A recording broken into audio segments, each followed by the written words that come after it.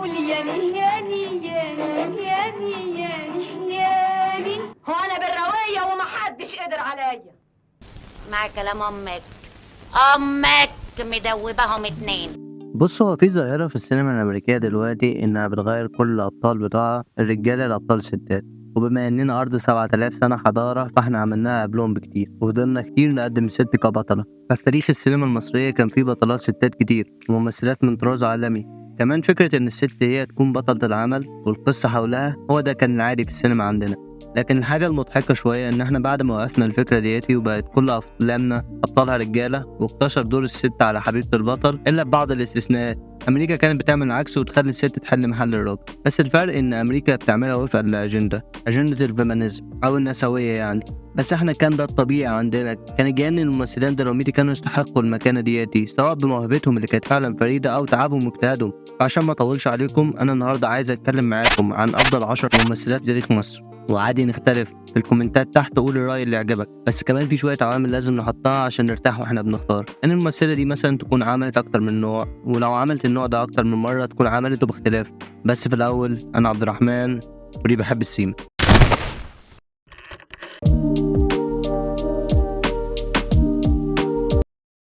رقم 10 معانا هي منة شلبي.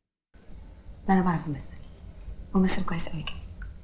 منة شلبي او مانجو زي ما تحبي تنادي لها، في بدايتها كانت هتبقى ممثلة اغراء زي نهاد شريف مثلا، بس هي كانت مش عايزة تحسر في الفخ ده او ما كانتش عايزة تحسر في الجزء ده.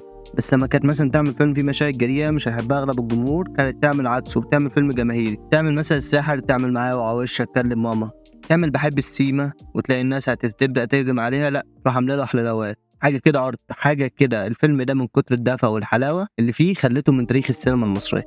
منة كانت بتختار تحديات صعبة، يعني تعمل هي فوضى وتعمل كده رضا، تعمل آسف على الإزعاج، تعمل بيبي وبشير. بس هي قررت إنها مش هتكون كوميدي ورومانسي بس، لا تقلب الترابيزة على الكور بدور بنت البلد في بنات وسط البلد، وبعدها تعمل نوارة، تعمل واحة الغروب، تعمل الأصليين. يعني بص، من فلاحة فقيرة في نوارة للخواجاية في واحة الغروب، كل ده وأنت مصدق إن هي الاتنين، يعني ما حسيتكش إن هي في الدور ده خارج أو مش كويسة فيه.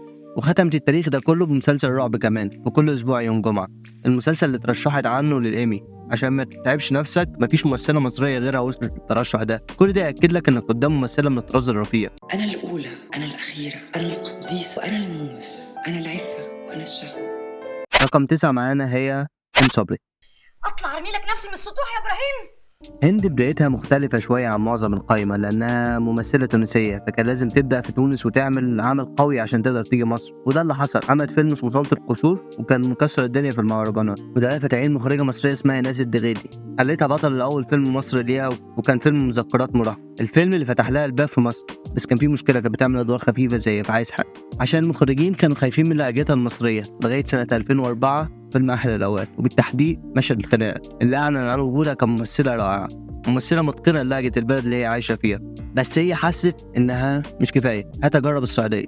السعودية ازاي حضرتك تونسية؟ تعمل كريمة في الجزيرة، لا مش كفاية، هات دور بنت مصرية من حتة شعبية تاني، حضرتك ما اعتقدش هيكون صعب شوية. تعمل حرية في ابراهيم الابيض، احسن دور لفتى الشعبية العمل في مصر، ممكن ما حدش يعرف يعمل زيه دلوقتي، زيه الفترة كمان مش دلوقتي بس. كفاية انا اتأكدت ان حضرتك ممثلة كويسة، لا استنى شوية، اعمل لك فلاحة من ارياف مصر ومريضة، انزل لي باسماء. انت شفتني في الكوميديا؟ لا.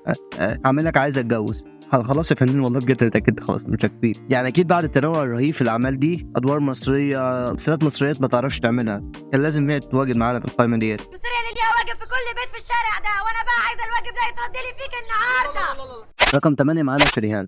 ايدي صدرة ارقص في الثانية 10 رقصة. شريهان هنا عشان تمثل الفن الاستعراضي، الممثله اللي صوتها حلو زي المطربات وبترقص حلو جدا وبتمثل حلو جدا. شريهان هنا لتمثيل ممثلات زي نيند ودنيا سمير غانم. اللي ميز شريهان في النوع ده ادوارها كانت متنوعه اكتر من الممثلات دول.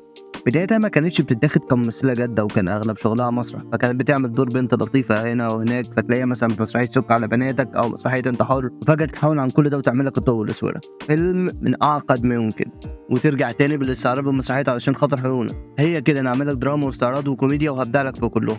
شريهان معروفه انها نجمه الفوازير، فضلت مثلا 15 سنه بتقدمها، ولما وقفت قررت تركز على الدراما، يعني عملت لك جبر الخواطر، سوق النساء، وبدون اي سابق انذار نلاقي نزلت برائع التسعينات المدفونه على البلح.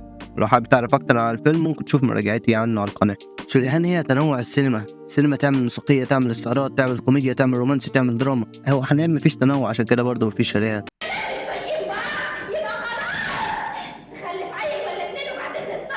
رقم 7 معانا سناء جميل. ان البنت الصعيديه دي فعلا ممكن تكون ممثله. طب دي انا مش عارف انتوا هتعرفوها ولا لا. الممثله الموهوبه، يمكن الموهبه الخام موجوده عندها، السيد. اتفضل معدويه، مخترعه الفرانكو. تقريها هي مكتوبة بالفرنساوي، تقريها تطلع عربي. أدركت أن السهم يقيس. حكايه سناء جميل يمكن هي الحكايه الاصليه لاي ممثله عايزه تمثل. واحده حبت التمثيل وحبت تشتغل فيه، اهلها رفضوا وقطعوها وفضلوا مطقنها لغايه ما مات. سناء جميل كانت بتعمل ادوار صغيره جدا في بدايه مشوارها، لغايه ما يحصل خلاف على فيلم بين المخرج والممثله الرئيسيه، فسناء تيجي مكانها، وكان في رفض ليها بسبب قوه الدور ورصيد سناء اللي كان قليل ساعتها. انا بتكلم عن نفيسه في بدايه ونهايه. والنجمه اللي اعتذرت دي كانت فاتن حمامه. طبعا انت فاهم حجم الضغط اللي كان عليها ان فاتن حمامه سايباها، النجوم رافضينها، رصيدها قليل، بس كل ده راح اول ما الفيلم نزل. ودلوقتي احنا ما نقدرش نتخيل نفيسه غير بسناء جميل. كنت تشتغلي خياطة؟ ده انت كنت تكسبي ذهب. اشتغلي خياطة يا تيسر. بس سناء جميل قررت تغير من جلدها وتعمل دور الشر، تعمل حفيظه في الزوجه الثانيه، لا تعلي كمان اكتر واكتر وتعمل دور شرير اكتر في فيلم المجهول. فجاه من شرير لاسكندرانيه، اتفضل معدويه، تصل الرايه البيض. وتقرر تختم كل ده بدور لطيف في فيلم اضحك الصوره تطلع حلو، وتوريك جانب كوميدي من تمثيلها، ويعرفك يعني ايه ممثله تبقى عندها كل القدرات. بقى هي أول ما شافت الجثة أغمى عليها. والله يا عينيا. رقم 6 معانا هي منى زكي. ايه ده؟ انا قلت زياده. منى زكي هي واحدة من اللي قدمهم محمد صبحي في مسرحيته بالعربي الفصيح سنة 91، وعملت في فترة التسعينات أعمال مش كتير قوي بس حلوة، لغاية ما تنزل بمعجزة التسعينات فيلم صعيدي في الجامعة الأمريكية. فيلم كوميدي، هي كانت حابة التنوع، فتشارك كمان معاه في اضحك الصورة تطلع حلو، وتقدم فيه دور البنت الفقيرة اللي بتتعلم عكس دورها في صعيدي. خلاص نجرب الرومانسي، الحب الأول اللي خلتني أحبك. الفترة دي ما كانش فيها أي أفلام ضخمة لمنى زكي لغاية ما بدون أي سابق إنذار تنزل لنا بدم الغزال، وتأشر عن عنيابها إنها تكون ممثلة حقيقية، تربية المسرح ودراما التسعينات، ونشوف فعلا التمثيل بتاعها وهي بتمسح الأرض مثلا، ونشوفها وهي مبهورة بالرقص. بعد كده هي الفترة اللي بعدها عملت أفلام جماهيرية زي تيمور وشفيقة وولاد العم، بعدين تنزل بحكي شهرزاد، فيلم عمل لها مشاكل. احنا مش هنتكلم عن المشاكل، هنتكلم بس على دورها اللي هو يعني بتعمل دور ست أرستقراطية مذيعة، عكس دورها في دم الغزال خالص. كمان منى في سنة واحدة عملت لنا دورين عكس بعض، واحد درامي حزين في أسوار القمر، واحد كوميدي من 30 سنة. فجأة بدون أي سابق إنذار يرجع لك وحش التمثيل فرح الأب، وتأكد عليه بلعبة نيوتن، وتختمها بتحت الوصاية. متكلمش منى زكي في القائمة من أحسن ممثلين في مصر. ده حضرتك لما السنة اللي نزلت فيها تحت الوصاية الناس كانت بتتكلم عنها بطريقة ازاي هي ممثلة كويسة وازاي قدرت تعمل دور فقيرة. الناس نسيت إن قبلها، مش قبلها كمان، هي في نفس السنة كانت عاملة أصحاب ولا أعز. اللي انتوا شايفينه ده حقيقة مش ادعاء. انا واكله علقة موت. رقم 5 معانا هي شادية. عايزين نوريكم ان احنا نصلح للمراكز القيادية. شادية هي المطربة اللي غنت بقت أفضل مطربات مصر، ومثلت بقت أفضل ممثلات مصر. شادية بدأت كمطربة وكانت بتعمل أفلام موسيقية في نص الأربعينات والخمسينات، بس تحصل حاجة تخليها تغير نوعية أفلامها وتخليها بدل من مطربة غنت إلى ممثلة وبتعرف تغني. سنة 56 ينزل فيلم شباب امرأة، وجرب فيه دور الدرامي، وشكل التجربة عجبتها جدا لأن بعدها أفلامها الموسيقية قلت، واللي شفناه من شادية كان شادية جديدة خالص. واللي أكد التحول ده وإن خلاص هنشوف شادية جديدة كان فيلم لص والكلاب. شادية هنا مش الدلوعة دلوعة السينما زي ما طلع عليها اللي هي صوتها حلو، لا شادية هنا فتاة الليل المجرمة، ومش محتاجة أوصف دورها بأكتر من كده. بصراحة الفيلم من أحسن الأفلام المصرية. شادية خلاص هتبقى ممثلة درامية. شادية قررت تنزل بالزوجة 13. ايه ده؟ كوميديتها حلوة وما بتستظرفش، ايه دمها خفيف، خلاص هي كوميدية ودرامية. تعمل زقاق المداء بدور فتاة الليل مختلف كمان عن اللص والكلاب. تعمل مراتي مدير عام، تعمل عفريت مراتي، تعمل ميرمار. بص التنوع اللي هو عندها، وكان ممكن يكون في سنة واحدة. لا مش بتعمل أي أفلام وخلاص، أفلام تعيش للتاريخ. أكيد أنت فهمت ليه شادية معانا في القائمة. مين عارف، كل شيء اسمه نصيب. رقم 4 معانا هي عبلة كامل. عبلة كامل هي تلميذة الاثنين. في السينما هي تلميذة يوسف شاهين، وطلعت معاه في وداع بونابرت واليوم السادس، والتاني محمد صبحي في المسرح اللي اشتغلت معاه في وجهة نظر. يعني هي متأسسة، وهي عشان تأكد على التأسيس ده كانت بتقدم أدوار مع مخرجين عظام تعلم منهم زيادة على التعليم بتاعها. يعني تعمل يوم مر ويوم حلو مع خالد بشارة، تعمل صرخة صيفية مع يسر نصر الله، تختم التنوع ده كله بفيلم رأفت الميجي سيداتي أنسة سادات. والشكاوي اللي بتقول انك معاك دكتوراه دي. بص عبلة كامل اتحصلت في دور الأم اللي ممكن يموت أي نجم، بس لولا إن دي ممثلة من العيار التقيل كانت هتشطب من 15 سنة. بدأت الموضوع من وهي صغيرة جدا، وهي عندها 36 سنة نزلت لنا فاطمه كشري، الدور الايقوني طبعا. قبلها في المسلسل ده عمل دورين مش دور واحد، دور فاطمه اللي بتحب عبد الغفور البنت الصغيره، ودور الحاجه فاطمه ام العرايس، وعملت التحول ما بين الدورين باسلس ما يمكن. قبلها كمان عملت دورين لام شعبيه في نفس السنه، والاتنين مختلفين عن بعض، فرنسا في الليمبي وعسلية في كلم ماما. وعملت دورين لام من منطقه شعبيه اسكندرانيه، والاتنين مختلفين عن بعض، بلطيه العايمه مختلف عن رزق في عباية السياده. عملت ام كوميديه في عوده الندل، عملت ام صعيديه في افراح ابليس، وطبعا كمان في سلسله دم. قبلها في دور واحد عملت التنوع الابرز لاي ممثله في دور اتحصلت فيه. يمكن مفيش ممثله فضلت محصوره في نفس الدور وفضلت في قمه مجدها لغايه ما اعتزلت، اتمنى انها ما تكونش اعتزلت يعني. ومساله الموهبه دي انا ما اقدرش اتكلم فيها يعني، مش انا اللي اقول اذا كان في موهبه ولا لا. اي فنان حضرتك هتساليه، اي ممثل حضرتك هتساليه طموحك ايه، هيقول اوسكار.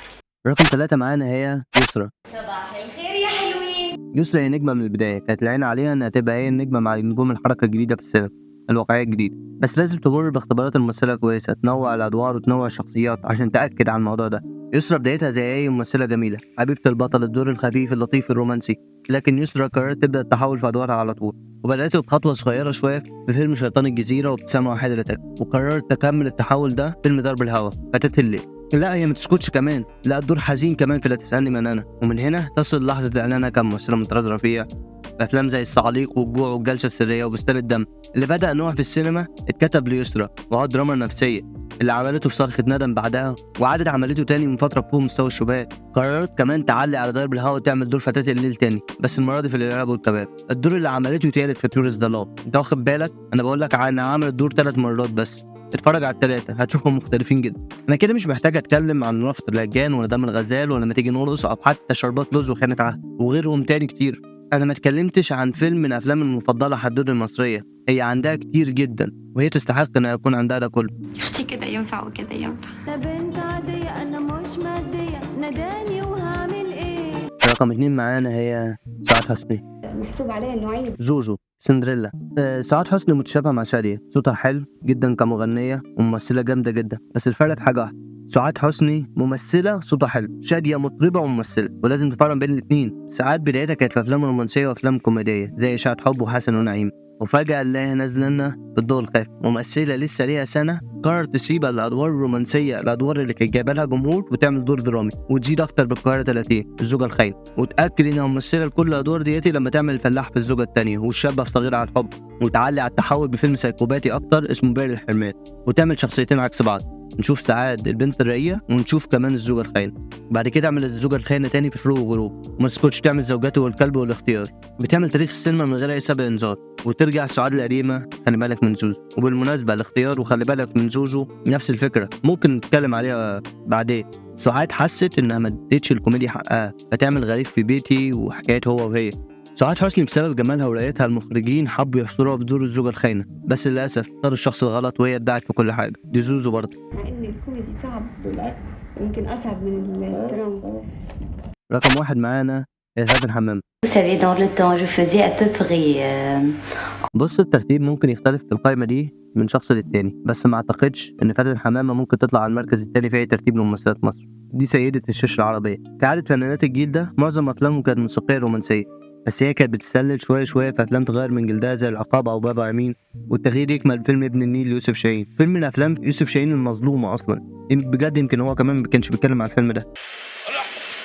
مفيش اهو معلقينه واخري لكن معلقينه. فاتن قررت تجرب الكوميديا مع فتحي عبد الوهاب في فيلم الأستاذة فاطمة، ونجحت أكيد. مش بتسأل فاتن حمامة بتنجح في الأدوار ولا لأ، لأن السؤال ده ما اتخلقش ليها. ترجع تاني للدراما بصراع في الوادي، الملاك الظالم، ارحم دموعي، وكمان صراع في المينا. الثلاثية ده بعد ده كله لا، خد حزن، انزل لي يا ابن الدعاء الكروان. هتعلق على ايه تاني يا أستاذة؟ فكر أعمل أفلام سايكوبات، أعمل فيلم الليل الأخير.